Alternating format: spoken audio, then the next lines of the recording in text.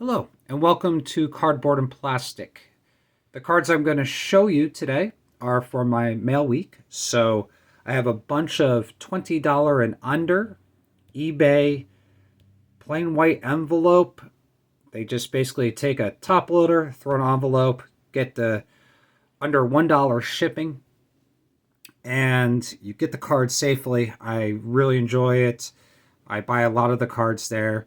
So instead of buying a $15 card and paying an extra $5 to get it shipped in a padded envelope, you just buy the $15 card for $15 and you get it safely to your house, and it works really well. So I'll go over some of the cards that I got, and of course, always have meaning in the back of what I have today. So the first card, and this does have a crease on it, I believe, kind of hard to see. And this is the thing with cards, is if you have to like hold it up to an angle and like, oh, where's the crease? Where's the crease? And try to find it. Right? It's right there. Right? So there's a crease on this card, but it's beautifully centered, beautiful corners. Even on the back of the card, you could see that it's a great condition card, just has that crease. And so I got this card for $15. Right? So the average of all the cards I'm going to show you are about 18 bucks. Right? So if I'm going to pay CSG $10 to grade this card, $10.80, it's a great deal in my opinion and will look great in a slab. Now I love these gold star cups, the all-star rookie cups there. And one of the cards I never got before was the Rod Carew 1968 tops. So one of these, but the seller had two of them that kind of looked like in the same condition. So I guess I just went and I just bought both of them. So both of these have no creases, pretty well centered. So I'm going to send those in for grading to see what they get. And another thing that I'm working on is player runs. So I'm now working on Ernie Banks. So it's great to get Hall of Famers for under 20 bucks. So not the greatest card, right? So these borders are impossible to find in great condition. But right, this is the worst corner at the top here. That's the worst one. But still a beautiful card.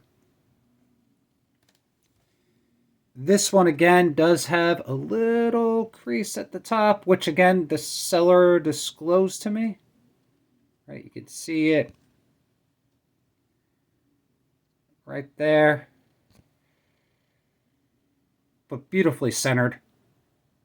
And this is going to go into my graded bag. So even if it gets a 3, for me it's a beautiful 3. Both of these have no surface issues. This one, the corners aren't perfect. You can see that, but nicely centered. And when I bought this one, I was like, wow, this is a good price. I bought it. And then an auction was ending for the same exact card, and nobody was bidding on it. So I said, well, let's go ahead and bid on that one too. So this one's beautiful. The only issue with this is it does have just that little issue on the edge. And I mean, this card is from 1966, right? And so over decades of time, little things like this will happen. But this is a beautifully centered card. No markings on the back.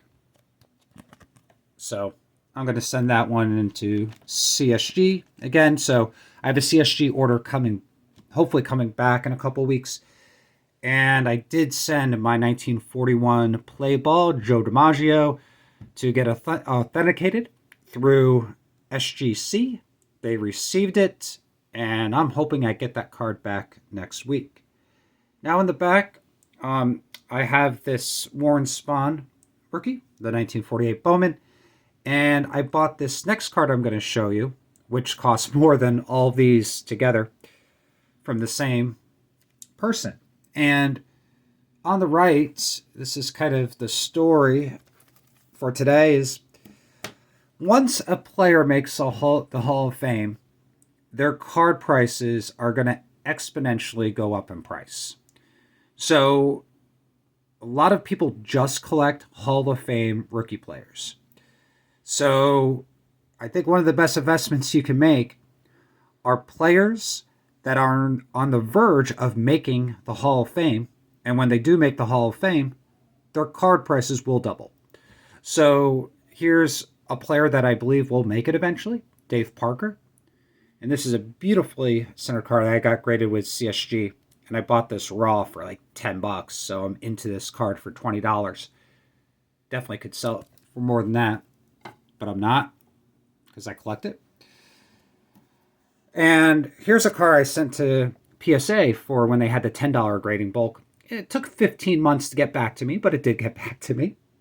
This is why I don't use PSA anymore. I'm just not going to play those games. I don't want to be away from my cards for 6 months. I don't care if it adds extra value to the card.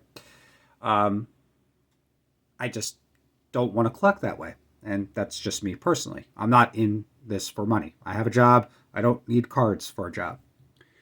But this card had a rough cut at the top, deserves this 5. But a beautiful card there, and I think Dwight Evans is another player that eventually will get into the Hall of Fame. Now, this next card, they already made the Hall of Fame. So this card used to be about $40, and now I had to pay about $200 for this card. And so it's a beautiful 1952. Why am I showing a grade? It doesn't matter the grade. This card is a 1952 Mini Minosa, and the top's one I want to get as well. But I love this Bowman, and this one just spoke to me when I saw it. And the color is absolutely gorgeous. It's not white around the side, right? So you see it's not perfect, but I mean, this card is from 1952.